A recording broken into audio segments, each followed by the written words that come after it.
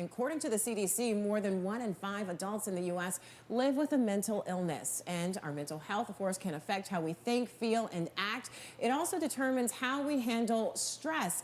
And this morning, Kelly Kitley, the owner of Serendipitous Psychotherapy, joins us again in studio to talk about this important topic and how we can manage it. And in fact, in a new report, the U.S. Surgeon General found about half of adults in America say that they've actually experienced loneliness, and it says it's about as deadly as smoking a dozen cigarettes daily. So are we at the point where loneliness can now be considered a mental illness? Absolutely. I mean, it certainly can cater to feelings of anxiety and depression and being isolated. And what's so important is connection. And so to break that cycle of loneliness, they're reporting that 1 out of 2 adults has experienced loneliness and isolation. So we need to connect with one another. Volunteering is a great way to connect with others in the community. Call to action, check in on one another. Just send a friendly text. When you're communicating with people, put your phone down and let them know that you're really engaged and mindful and present with them while you're spending time together. Those are some great recommendations.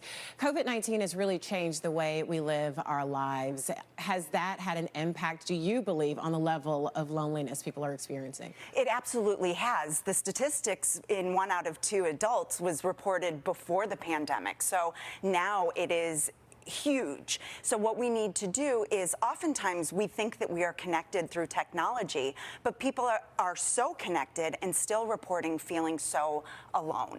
So we really need to step out of our comfort zone. People are working from home and not engaging with family members as much. Make the effort. It will make all the difference with your mental health. Yeah, major events now you can just take place and take part over Zoom, and so you don't actually even have to leave your home for so many things. What are some other tips that you think that we can put into place on a daily basis to combat this? Sure. So what I look at is the person and environment is in the center, and we need to look at whole health perspective. So our nutrition, are we moving our body? Connecting with other people, maybe at work or a friend, to really hold us accountable and join together to do this so that we can motivate one another. Sleep is hugely important to make sure that that is a priority too. So what I tell my clients, it's like a pinwheel of shifting and trying to hit every one every day as much as you can. I'm going to definitely try to do better on that sleep. Thanks so much, Kelly Kitley, for being with us again this morning. Thank you for having me. All right.